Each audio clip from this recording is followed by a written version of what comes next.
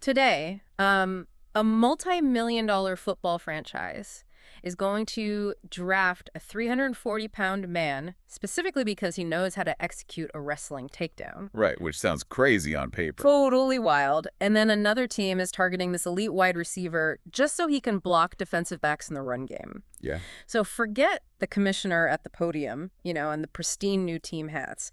If you look past the television broadcast, draft day isn't a graduation ceremony. Oh, not at all. It is this high-stakes, multi-million-dollar geometry problem, and the math of the sport is completely changing. It really is. I mean, every single pick is a calculated bet on the future. You are watching front offices publicly declare what they believe is broken within their own walls. Right. And, the specific mechanics they plan to use to survive the next 5 years. And that is exactly what we are going to decode with you today. Absolutely. Because our source material for this deep dive is the 2026 Rookie Draft Preview from AFA Inside Access. And it covers the projected first 20 picks of the upcoming draft. Which is a goldmine of information, honestly. Oh, yeah. But our mission isn't just to read you a mock draft order. Like, anyone can do that. We want to extract the underlying philosophies. The why behind the pick. Exactly. We need to figure out why these specific players are the answers to these franchises' biggest problems. Okay, let's unpack this, starting right at the very top of the board, where one massive offseason move has sent an absolute shockwave through the entire league. The ripple effect. Yeah, we are talking about the Patrick Mahomes ripple effect. So Mahomes leaving the Pittsburgh Maulers to sign with the DC Defenders in free agency. I mean, that is the earthquake that reshaped the entire draft geometry. Changes everything. It really does. And the immediate aftermath lands right at pick number 3. Because the Maulers finished last season 3-11. Rough year. Yeah, and now they lost a generational talent at quarterback, which completely ties the hands of their new head coach. Right, they have no choice. Exactly. They must replace Mahomes immediately. So Inside Access projects them taking quarterback Cam Ward. Okay, Cam Ward. Yeah, and when you study Ward's journey, going through Incarnate Word, Washington State, and Miami, you see elite arm talent. But his real value, the thing that pops off the tape, is his off-schedule playmaking. Off-schedule playmaking, that's such an interesting phrase. Because it isn't just about, running around the backfield like a chicken with its head cut off. No, not at all. It's about breaking the structured zones of a defense. Like, a defensive back can only cover a receiver for about 3 seconds before the physics of the human body just kind of break down. Yeah, you physically can't shadow an elite athlete much longer than that. Exactly. So Ward extends a play to 5 or 6 seconds, which physically shatters the opponent's coverage rules. Pittsburgh is just desperate for that improvisational magic right now. They absolutely are. But meanwhile, over the nation's capital, the DC Defenders are sitting at pick 13. Right. Now, they finished last season dead last in total offense. But now they have Patrick Mahomes. Which is a pretty good problem solver. Oh, for sure. So the mandate in that building completely shifts. Yeah. It goes from finding an identity to protecting the asset. Protect the investment. Exactly. They used the 13th pick on guard, Gray Zabel out of North Dakota State. He's this high-motor interior blocker who just blew up the combine. Drafting Gray Zabel is like buying a massive cybersecurity policy after upgrading your central servers. Oh, that's a great way to put it. Right, because Mahomes is the system and Zabel is the firewall. You don't bring in the greatest processor in the sport just to let edge rushers hack into the backfield. Exactly. You have to keep the pocket clean. But if we move to the very top of the board, the desperation takes a wildly different form. The Los Angeles Wildcats hold the #1 overall pick. Yeah, they do. They went 2-12 last year, and the last time they picked first overall was, 2006 when they took Alex Smith. Yeah, it's been a really long time. And their roster is completely devoid of foundational talent, which makes their projected pick incredibly compelling. So who do they take? They take Travis Hunter out of Colorado. Oh, wow. Okay. Yeah, and evaluators don't categorize him as just a wide receiver or just a cornerback. Yeah. They view him as a rare, elite, two-way prospect. Two-way prospect. Yes. Right. Exceptional ball skills, elite fluidity. He is a premier talent on either side of the ball. Having Hunter is like having a queen on a chessboard that plays both offense and defense. Right. You can deploy him wherever your opponent is geometrically weakest, and right behind them, the Detroit Wheels are at pick 2. They were dead last in passing offense last year, but they opt to fix their pass defense instead. Which is interesting. Yeah, they take Penn State's Abdul Carter. He is an explosive edge rusher with rare first step speed. Hmm. But before we get deep into the edge rushers, I have to push back on the Travis Hunter pick. Oh, really? Go for it. Yeah, I mean, I get the appeal of the chess queen, but at the grueling physical professional level, is it actually sustainable for a player to be a two-way star? It's a fair question. Right. We are talking about colliding with the greatest athletes on earth for a full season, playing twice the snaps of anyone else. The human body has limits. It definitely does. What's fascinating here is that front offices are weighing that exact physiological risk against the sheer value of roster manipulation. Okay, how so? Well, positional versatility, like Hunter's, is the new market inefficiency. Market inefficiency, yes. Even if you only play, say, 60% of the defensive snaps and 40% of the offensive snaps, having a player who can legitimately lock down a boundary receiver one quarter and then flip to be your primary vertical threat the next, it shatters standard personnel grouping. Oh, because the other team can't sub appropriately. Exactly. You force the opposing coaching staff to burn timeouts because they simply cannot predict what formation or personnel package you are bringing onto the field. So you're essentially buying chaos and forcing the other team to pay the tax. Perfectly said. But, Hunter's versatility means absolutely nothing if the quarterback has less than 2 seconds to throw the football. This is very true. A chess queen is useless if the board gets flipped over. And that defensive speed we just talked about with guys like Abdul Carter has triggered this massive panic buy for hyper-intelligent offensive linemen. This is where the big guys eat. The trenches really dictate the reality of the game. And the preview highlights a massive shift in how teams evaluate these foundational players. Like who? Look at the New York Generals at pick 4. They struggled offensively, but they project to take defensive tackle Mason Graham from Michigan. Okay. Now, he is listed with quote-unquote suboptimal 32-inch arms. Oh, that's short for a defensive tackle. Very short. And in a league that heavily prizes wingspan and reach to keep blockers away, that usually craters a player's draft stock. But he offsets that lack of length with an explosive first step and a deep background in wrestling. Yes. The wrestling background is key. It makes me think of judo, honestly, because in judo, the philosophy isn't about having the longest reach. It is about taking a larger opponent's momentum and center of gravity and weaponizing it against them. Graham takes the physics of wrestling the compact power, manipulating weight distribution, finding leverage underneath the opponent's pads, and translates it directly to collapsing the pocket. It is physics over genetics. He just wins the leverage battle at the point of attack every time. Wow. But on the other side of the ball, the cognitive demands placed on linemen are skyrocketing too. Really? Like the offensive guys? Oh, yeah.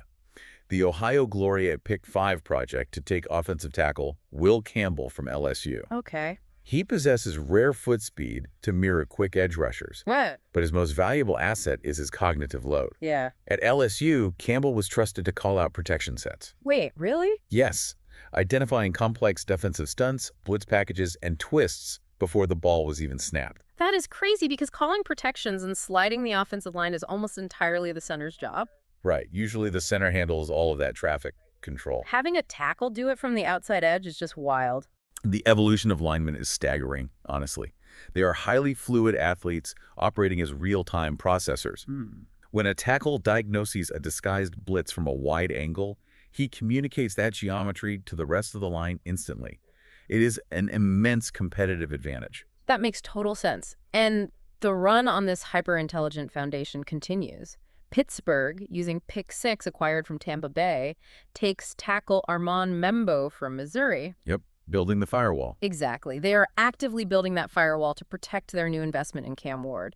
And then at pick 9, the Baltimore Stallions take tackle Kelvin Benz Jr. from Texas. A huge pick for them. Yeah. The text specifically notes Baltimore needs to fix a dead last run defense, and they want Banks to use his powerful lower body to dominate the zone blocking scheme. That's the quote, yeah. So let's break that down for the listener. What is the actual mechanism of a zone blocking scheme on the grass? Well, instead of assigning an offensive lineman to block one specific defender man-to-man, which is how it used to be done, a zone blocking scheme requires the entire offensive line to move laterally in unison. Oh, like a wave. Exactly.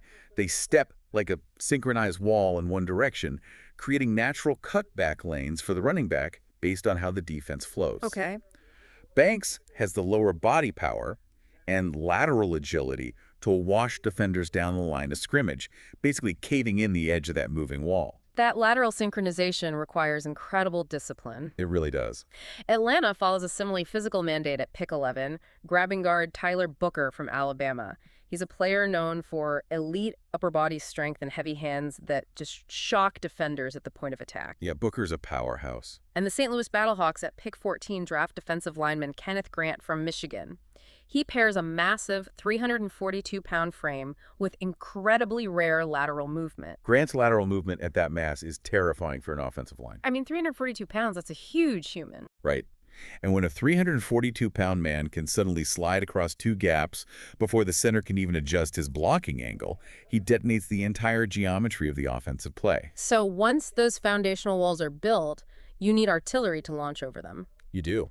You can have the smartest linemen in the world, but to break complex modern zone defenses, you need highly specialized offensive weapons. And that reality triggers a massive skill position arms race right in the middle of this first round. Yeah, the emphasis shifts drastically from foundation to firepower.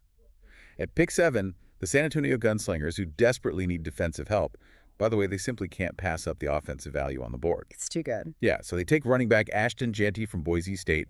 His tape shows historic college production built on elite vision and rare tackle-breaking ability. Right.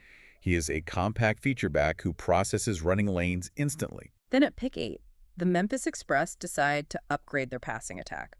They already have a dynamic, mobile quarterback in Jackson, but rather than drafting like a speedy deep threat, they select Teteroa McMillan from Arizona. An interesting choice. Yeah. The preview labels him an elite, big-bodied, X-boundary receiver. Unpack that term for us. What makes an X-boundary receiver different from anyone else catching passes? So the X receiver usually lines up directly in the line of scrimmage, often on the weak side of the formation, the boundary side, where there is less physical space to work with. Okay. Because they are isolated over there, defenses press them right at the snap. McMillan has a massive frame and a dominant catch radius. He doesn't need to outrun a cornerback. Oh, he just boxes them out. He physically overpowers them in a phone booth. If the ball is thrown into his orbit, his physical mass ensures he comes down with it. That physical dominance is a huge theme here. At pick 10, the Philadelphia Stars are projected to take tight end Colston Loveland out of Michigan. At 6'5" and 248 pounds, he is an elite receiving prospect with fluid route running. Definitely. But I was digging through the Inside Access notes, and there's a fascinating caveat in there. It notes he requires growth as an inline blocker. Yeah, I saw that too. If you are a tight end who struggles to block defensive ends, can you actually survive in a modern run scheme? Or is Loveland just a glorified, oversized wide receiver at this point? Well, if we connect this to the bigger picture, positional value at the tight end spot has really fractured. How so? Traditionally, a tight end was basically an extension of the offensive line. Today, players like Loveland or even halfback Tyler Warren, who goes to the San Diego Fleet at pick 16, they're drafted purely to induce spatial conflict. Spatial conflict. Explain the mechanics of that dilemma for a defensive coordinator. It forces the defense into a mathematically losing proposition. Okay. If you line up a 6'5", 248-pound fluid route runner like Loveland in the slot, a traditional 240-pound linebacker is just too slow to stay with him in space. Right, he's going to get burned on a route. Exactly. Loveland will catch 10 passes for 100 yards. But if the defensive coordinator subs out that linebacker for a 190-pound defensive back who actually has the speed to cover him, the offense sees that and immediately audibles to a run play. You got it. Now you have a 248-pound man blocking a 190-pound corner. Wow. You're damned if you do and damned if you don't. Precisely. Their mere presence on the field breaks the defense's coverage rules, rendering traditional inline blocking deficiencies completely secondary. Tyler Warren for San Diego at pick 16 does the exact same thing. He does. He won the 2024 Mackey Award by catching 104 passes at Penn State. He's this low center of gravity runner who consistently wins 50-50 contested catches. And rounding out this offensive arms race, the New Jersey Hitmen at pick 18 take receiver Emeka Egbuka from Ohio State. Another Ohio State receiver, surprise, surprise. Right. He possesses an advanced feel for finding the soft spots in zone coverage, but his most highly praised trait is actually his willingness to be a physical run blocker on the perimeter. Oh, that connects perfectly to breaking the geometry on the outside. Exactly. If you have an X-receiver bullying corners on one side and a guy like Egbuka physically displacing defensive backs on the other, the running back's lane suddenly extends all the way to the sideline. It opens up the whole field. But this creates a massive problem. Offenses now have a chess queen who plays both ways, untackleable running backs, and tight ends who force impossible spatial conflicts. It is a nightmare for the defense. How on earth do defensive coordinators survive the math? Well, the counter move lives in the back half of the top 20. We see a frantic run on highly adaptable, positionless defensive chess pieces. Positionless. Yes.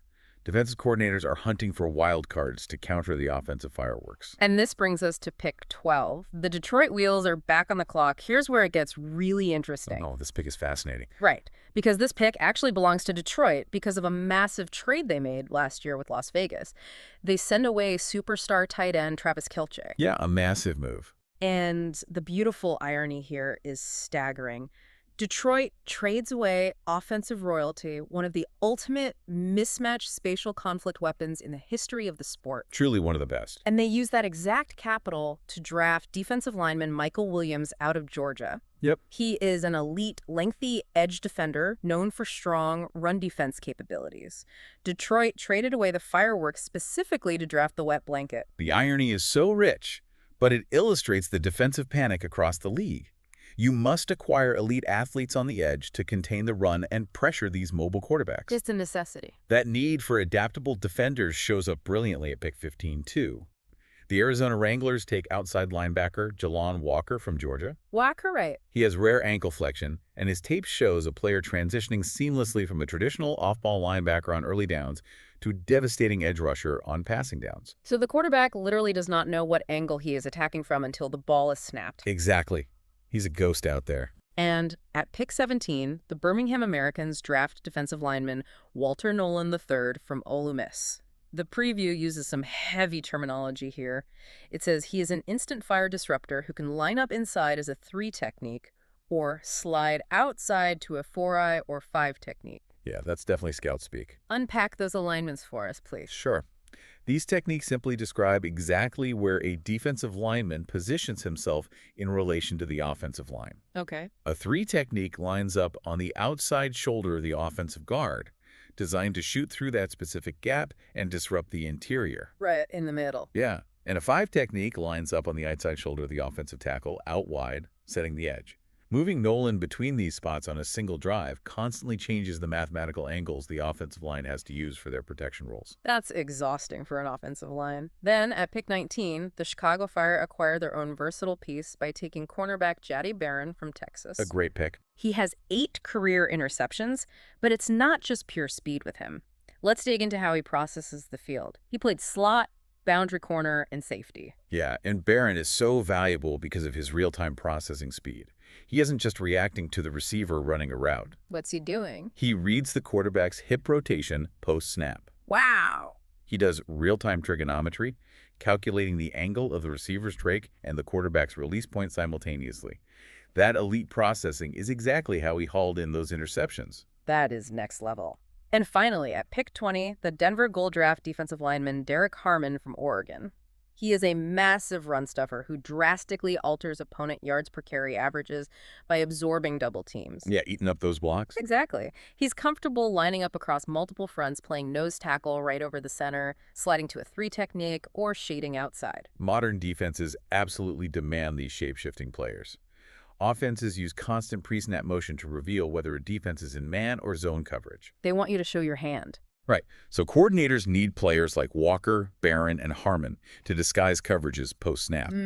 If your safety can suddenly drop down into the slot, or your linebacker can put his hand in the dirt and rush the edge with elite bend, you create a shape-shifting defense. It's beautiful. It is the only mathematical way to confuse elite processors at the quarterback position.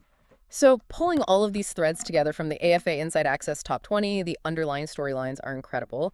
You have the league-wide ripple effect of a superstar quarterback changing cities, forcing franchises to scramble and build firewalls. Right. You have the absolute necessity of drafting wrestling-savvy, hyper-intelligent giants who process blitz geometry in real time. Yep. You see the frantic arms race for offensive mismatch weapons who break traditional coverage rules. And in response, the rise of the positionless wildcard defender who brings chaos back to the field. Understanding these drafting strategies is honestly a masterclass in organizational structure. We are watching front offices identify their most glaring, systemic vulnerabilities and allocate their highest value capital to acquire hyper-specialized talent to solve them. It really is a fascinating puzzle. It's all about recognizing market inefficiencies before the competition does. But, this raises an important question, something for you to mull over after we wrap. Oh, lay it on us. If the future of this league belongs to the unicorns, players who play both ways like Travis Hunter, or positionless defensive wildcards like Jalon Walker who can play 3 different spots on a single series, does the traditional single-role football player eventually become entirely obsolete? Oh, wow. 5 or 10 years down the line, will hyper-versatility become the absolute only way to secure a spot on a professional roster? That is an incredible thought to chew on. When you watch the commissioner at the podium this year, look past the hats and the handshakes, look for the geometry, and look for the strategy. Thanks so much for joining us as we unpack the board today. Keep questioning, keep digging deep, and we'll catch you on the next deep dive. Today, a multi